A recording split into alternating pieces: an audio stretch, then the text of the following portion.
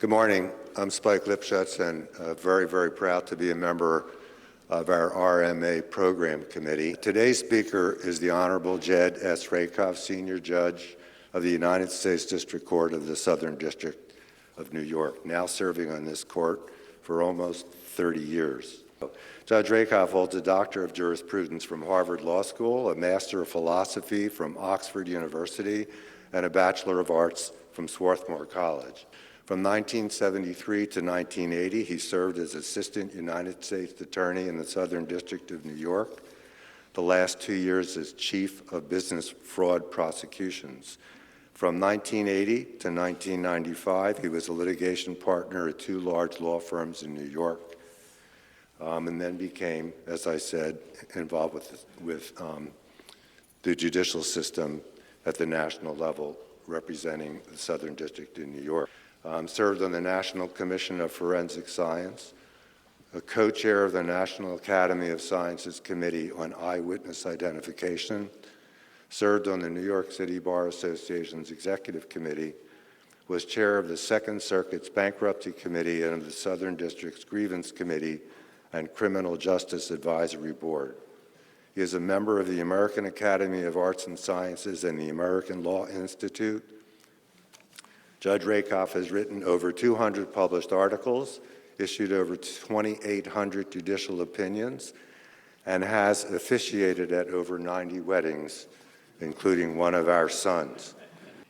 Among many awards, he received the Federal Bar Council's Learned Hand Medal for Excellence in Federal Jurisprudence, the American College of Trial Lawyers Leon Sullivan Award for Distinguished Public Service, and the World Jurist Association's Medal of Honor in 2023. Sounded really good. He is an adjunct professor of both Columbia and NYU law schools and also teaches at Berkeley Law School and the University of Virginia Law School. And in 2014 was listed by Fortune magazine as one of the world's greatest leaders. His most noteworthy decisions have been in the areas of securities law and criminal law. Today's presentation title is Why the Supreme Court is the Most Conservative Branch of Our U.S. Government. Judge Rakoff, welcome.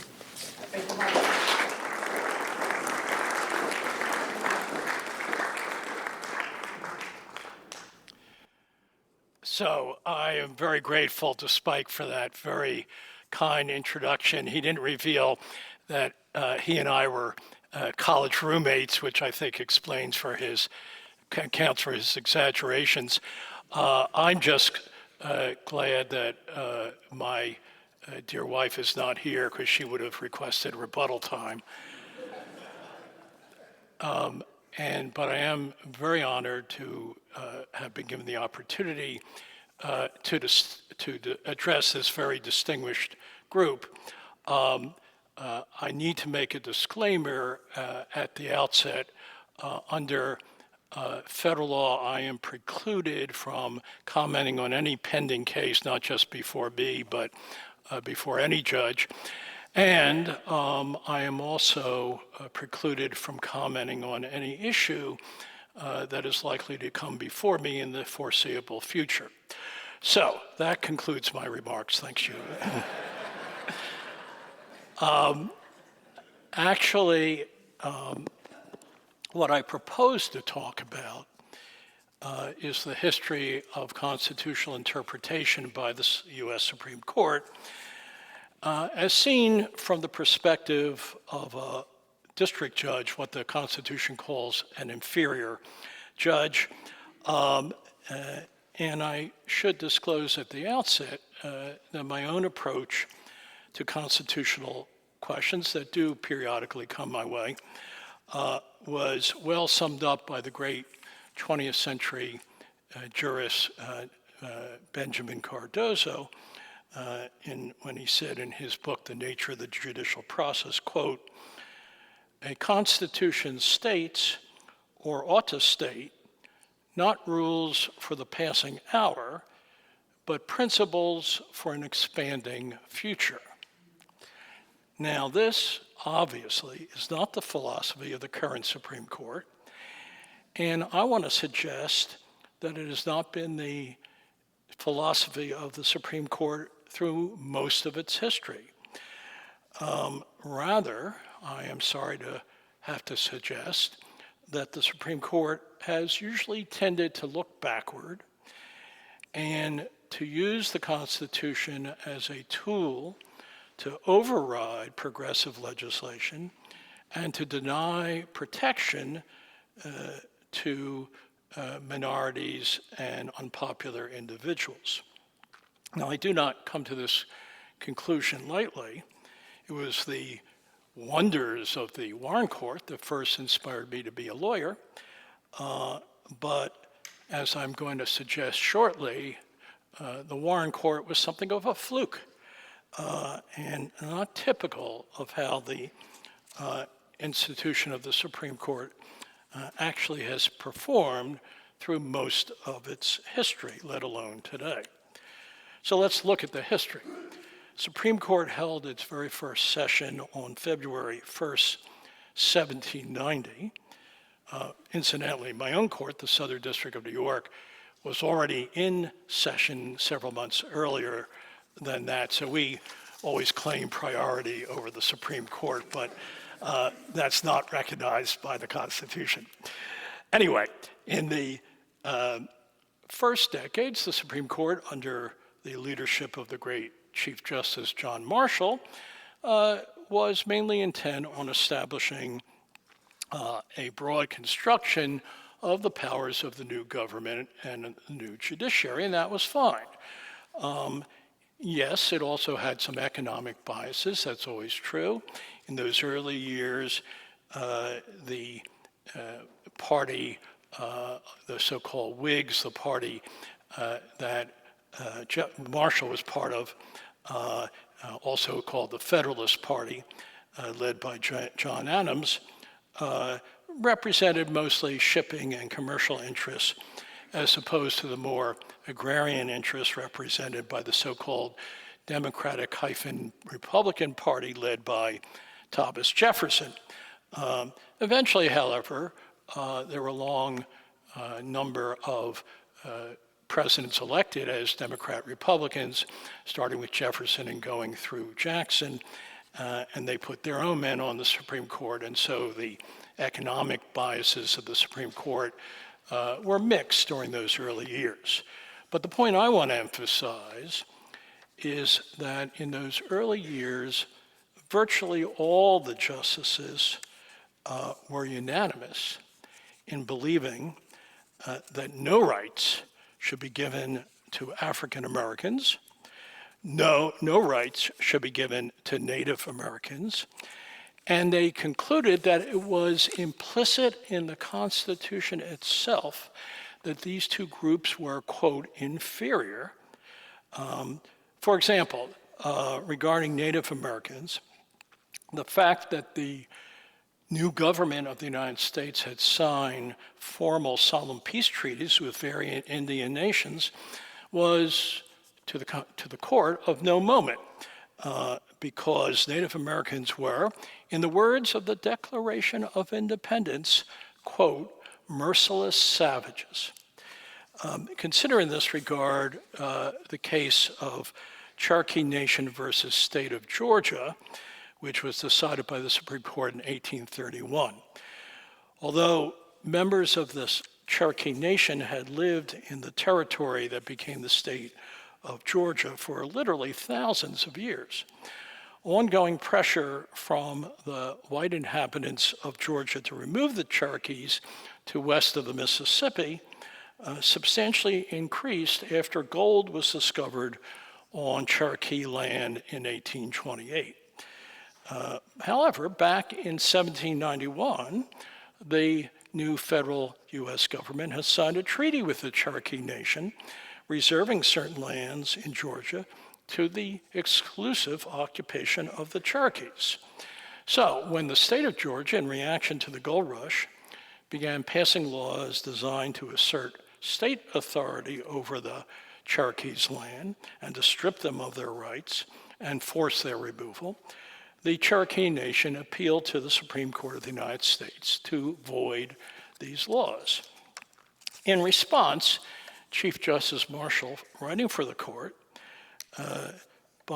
began his opinion by saying the question was one of jurisdiction, that is, whether the Cherokee Nation had the right to sue the state of Georgia in federal court. The Cherokee Nation principally relied on the portion of Article 3, Section 2, Clause 1 of the Constitution that provides that federal judicial power extends to controversies between a state and foreign states. And Marshall, in his opinion, begins by conceding that the Cherokees had been uniformly treated as a foreign state from settlement of our country. Quote, the numerous treaties made with them by the United States recognize them as a people capable of maintaining the relations of peace and war, of being responsible in their political character for any violation of their engagements, and so forth. But, he said, that doesn't mean they were really a foreign nation in the way meant by the Constitution, who had the right to sue under Article 3. And rather, he said, no, they're really just wards of the president. Here's what he said specifically, quote, their relation to the United States resembles that of a ward to his guardian.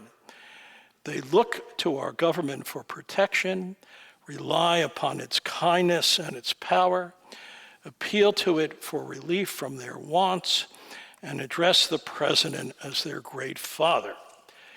And so, concludes Marshall for the court, Indians are really just wards of the president and must look to him, if anyone, for enforcement of their treaty rights. And what made this particularly ridiculous was the president at the time was Andrew Jackson, the fabled Indian fighter, who would be the last person in the world to help out his Indian wards. And so, as a result of the Cherokee Nation decision, Georgia felt free to continue to strip the Cherokees of their rights. And with help from both Congress and Jackson, this led eventually to their forced removal to Oklahoma over the so-called Trail of Tears, where many hundreds died.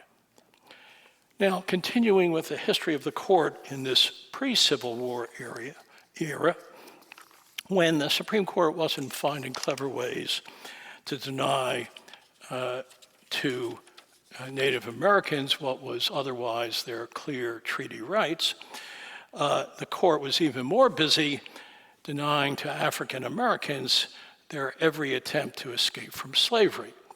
The most prominent example, of course, is the famous 1857 case of Dred Scott, but it might be useful to remember exactly what Dred Scott was all about.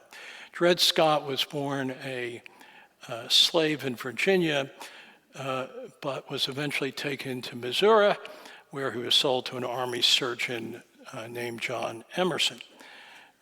Emerson, as an army surgeon, frequently moved around, and as a result, Scott lived for 4 years in the free state of Illinois and the free territory of Wisconsin, where he met and married his wife, Harriet Robinson, who was also a former slave. Both Illinois and Wisconsin had laws that said that slaveholders gave up their right to own slaves if the owner stayed there for extended periods, which had been true in the case of Scott and his wife.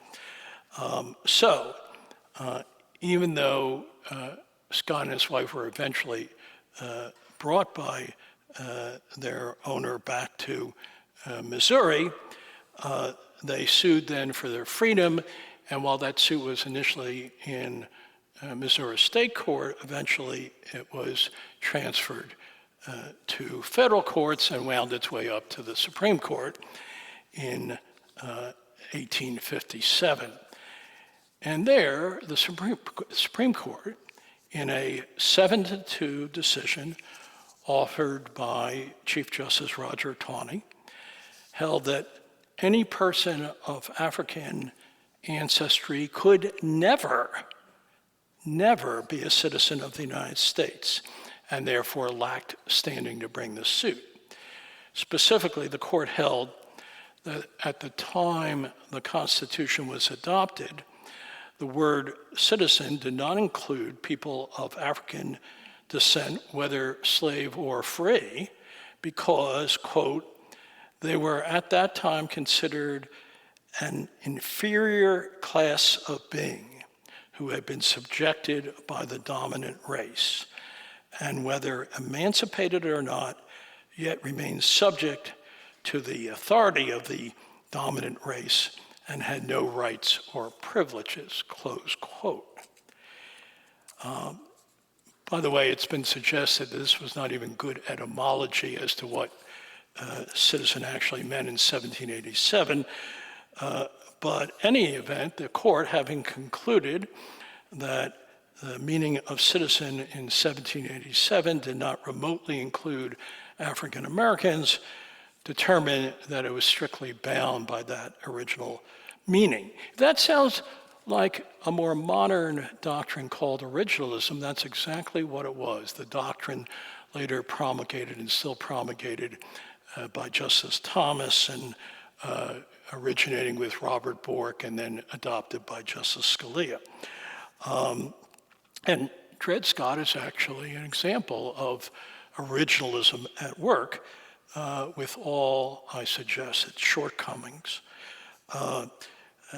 Now, the court in Dred Scott went even further and held that even if Mr. Scott could somehow be classified as a citizen, he would still lose the case because the so-called Missouri Compromise of 1820, which divided the federal territories into free and slave territories, including the free territories where Scott and his wife lived, was itself unconstitutional because it deprived slave owners of their constitutional right to property.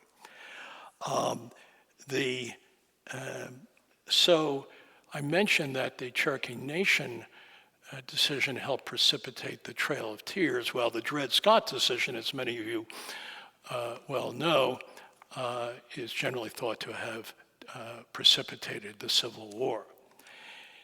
Now, as a result of the Civil War, Dred Scott was ostensibly overruled by the Dred Scott decision was ostensibly overruled by the 13th and 14th Amendments of the Constitution. For example, the very first sentence of the 14th Amendment, enacted in 1868, provides that, quote, all persons born or naturalized in the United States are citizens of the United States. And the same amendment goes on to provide that, quote, no state shall make or enforce any law which shall abridge the privileges or immunities of citizens of the United States, nor shall any state deprive any person of life, liberty, or property without due process of law, nor deny to any person within its jurisdiction the equal protection of the laws. So it would seem to have followed that renewed attempts by the Confederate States to subject black people to subordination would be unconstitutional, right? Wrong. Indeed, the cases in which the Supreme Court of the post-Civil War period made mincemeat of the 14th Amendment are so numerous that I only have time here to cite one or two.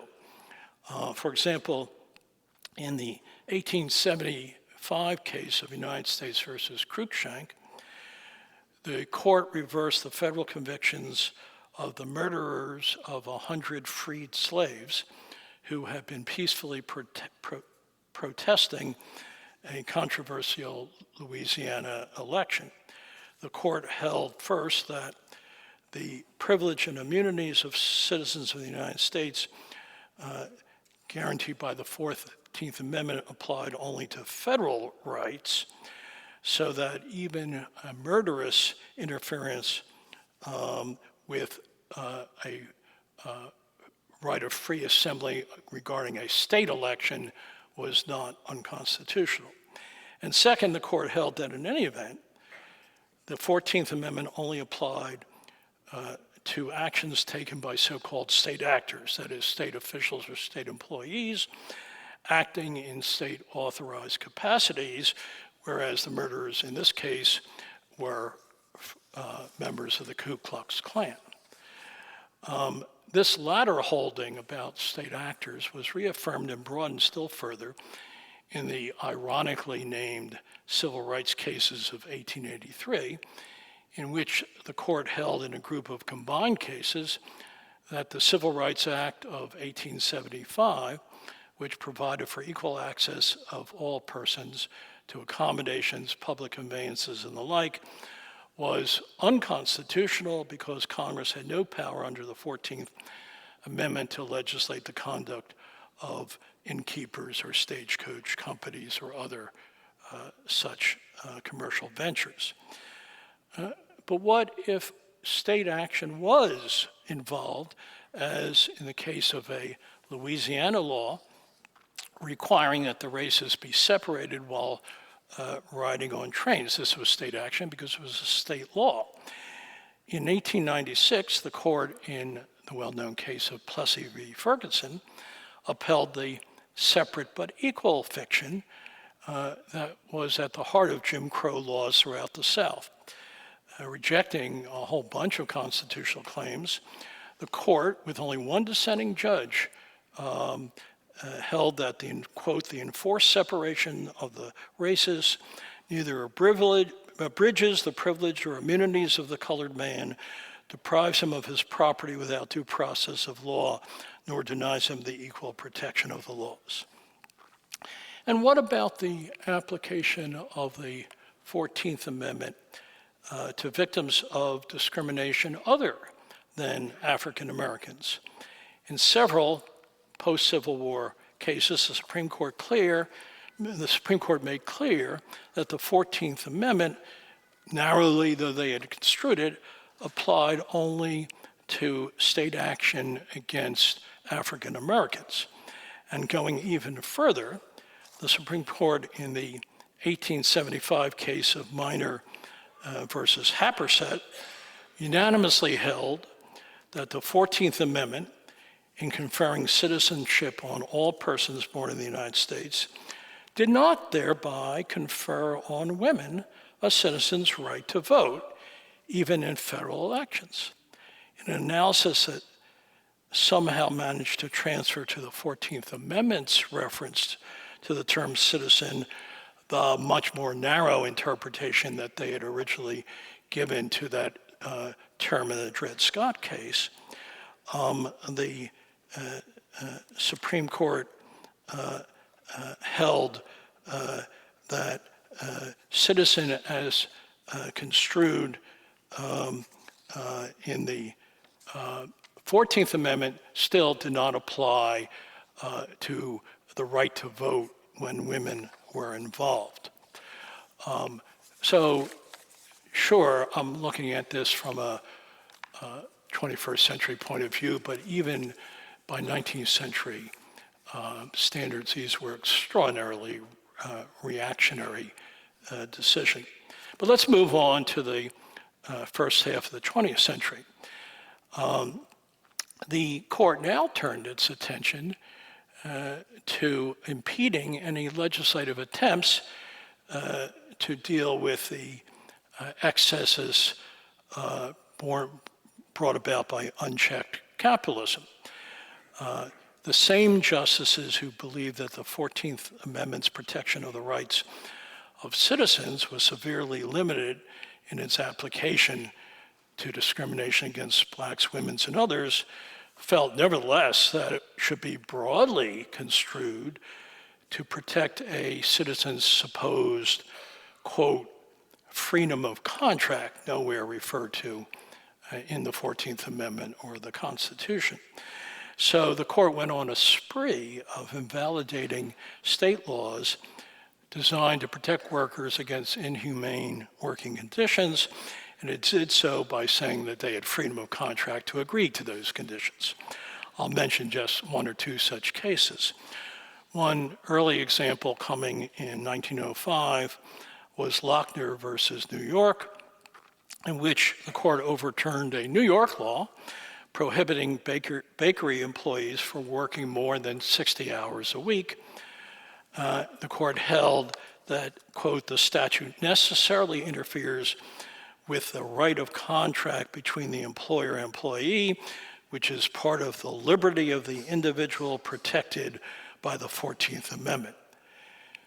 Going even further, in the 1923 case of Atkins versus Children's Hospital, the court struck down a District of Columbia law setting minimum wages for women and children on the ground that freedom of contract, though nowhere expressly mentioned in the Constitution, was inherent in the 14th Amendment and indeed in the Fifth Amendment. And therefore, the D.C. law was, quote, an arbitrary interference with the right of contract, which no government can legally justify in a free land, close quote. It further followed from this extraordinary view of the, quote, freedom of contract that labor unions were a menace. As early as 1908, the court in Lowe v. Lawler held unanimously that a union's secondary boycott of a non-union hat company in Connecticut violated the Sherman Antitrust Act. And that same year, in Adair v. United States, the court struck down a federal law that prohibited railroad companies from requiring employees to promise that they would never join a union.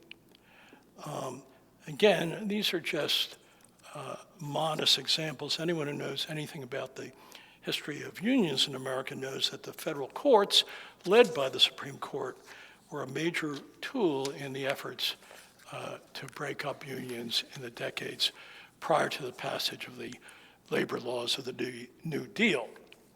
Speaking of which, in the 1930s, the court repeatedly struck down major components of FDR's New Deal that were designed to alleviate the extreme deprivations of the Great Depression.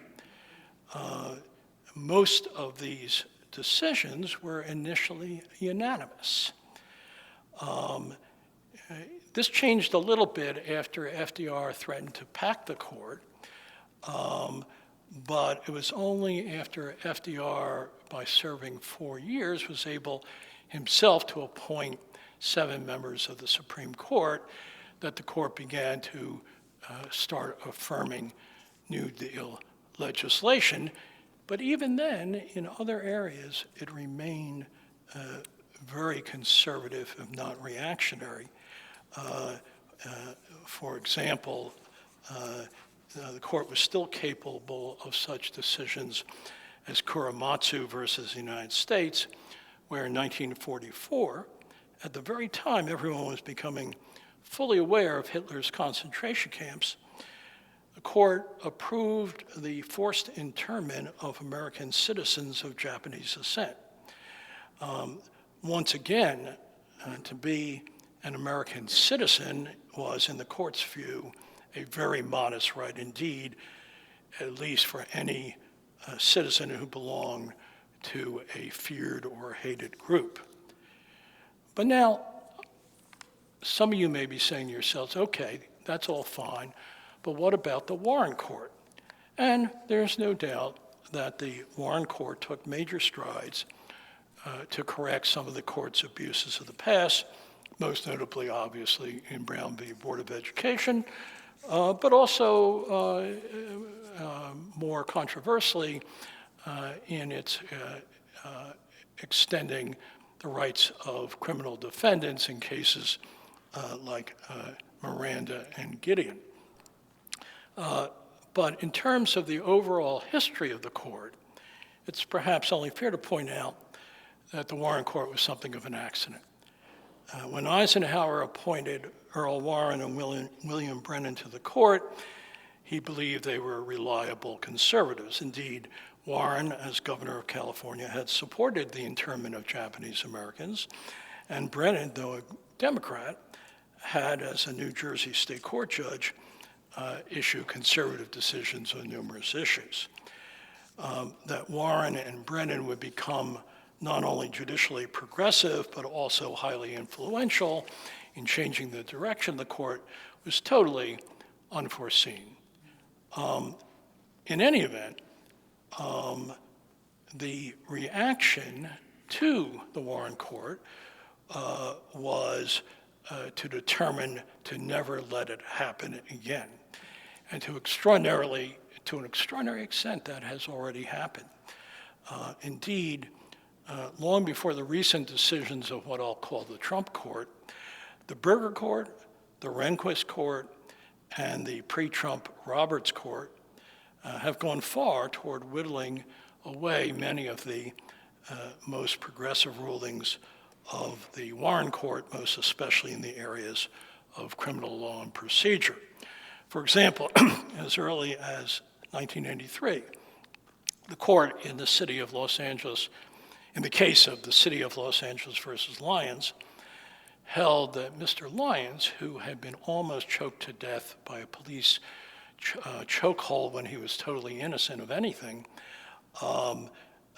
did not have standing to attack as unconstitutional the chokehold policy of the Los Angeles police because he had not shown a substantial likelihood that he would be choked again to almost death in the future. On this rationale, no victim of this practice could ever seek to have it terminated, and it's hardly surprising, in my view, that following this decision, numerous people have died from being choked to death by the police, the best-known example being George Floyd in 2020.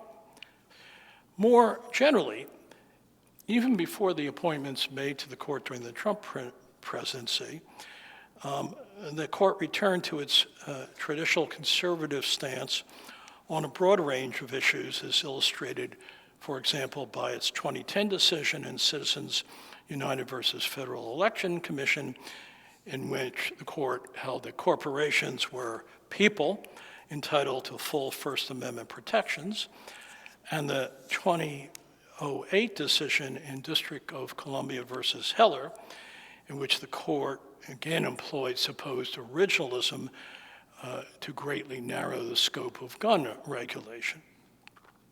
As for the current court, anyone who thinks it does not further illustrate my thesis about the court's regressive tendency may not have read Dobbs versus Jackson's Women's Health Organization, where the court reversed Roe v. Wade on the ground that it did not accord with earlier Supreme Court decisions, or New York State Rifle and Pistol Association versus Bruin, where the court restricted gun control legislation to those controls that were actually operative in 1789. In short, I submit that the evidence overwhelmingly proves that the U.S. Supreme Court has been, for most of its history, a regressive, not to say reactionary institution, and probably the most reliable conservative branch of our government. Now, why this is so is a more difficult question. Let me just throw out some suggestions. Partly it derives from the political nature of the court. Unlike, for example, in the UK, where the members of their Supreme Court are nominated by an independent commission, the justices of our Supreme Court are nominated by the president, who inevitably picks people of kindred ideology to his own.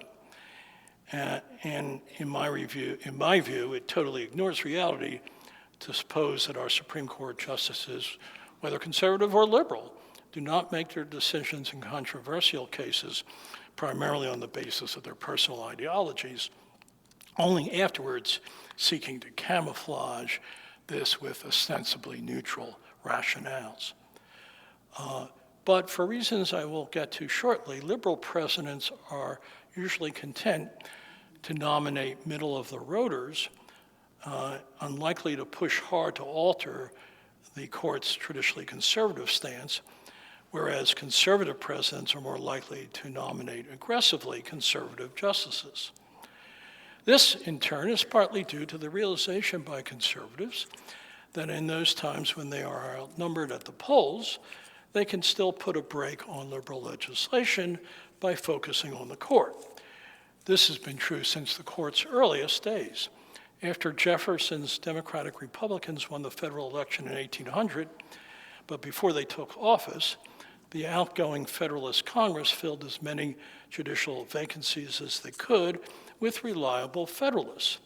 This led Jefferson to write to his friend John Dickinson that the Federalists, quote, have retired to the judiciary as a stronghold.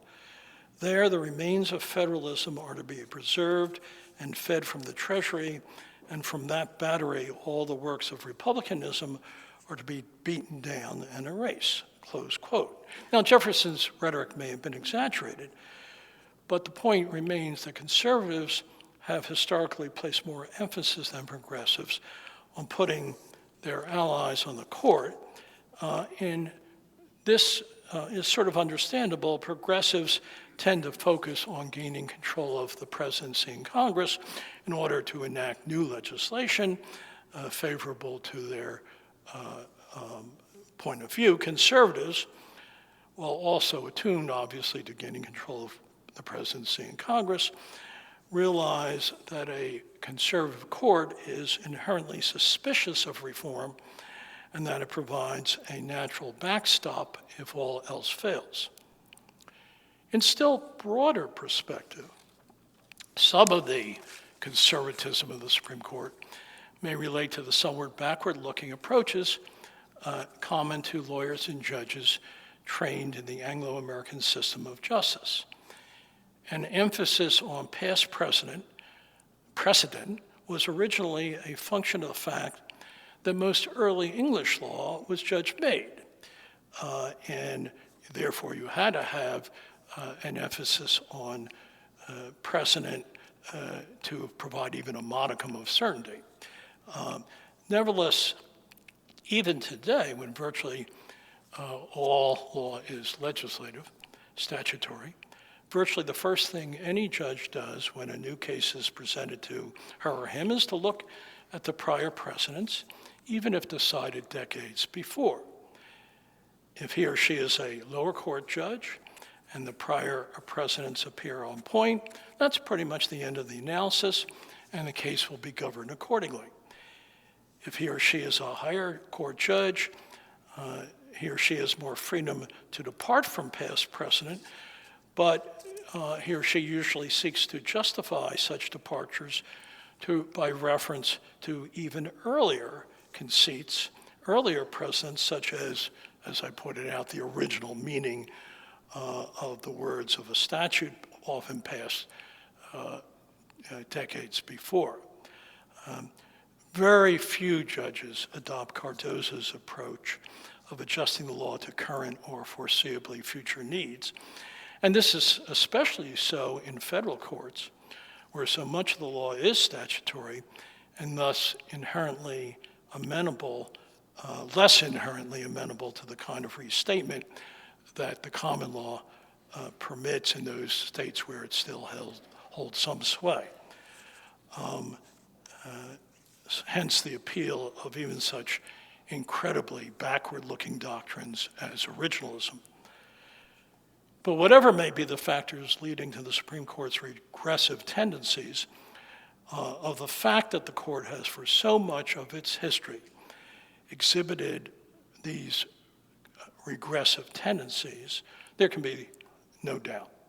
If, despite this, the American public has slowly but surely moved in the direction of greater equality, inclusiveness, and freedom, such progress, with only a few minor exceptions, has occurred despite and not because of the rulings of the Supreme Court.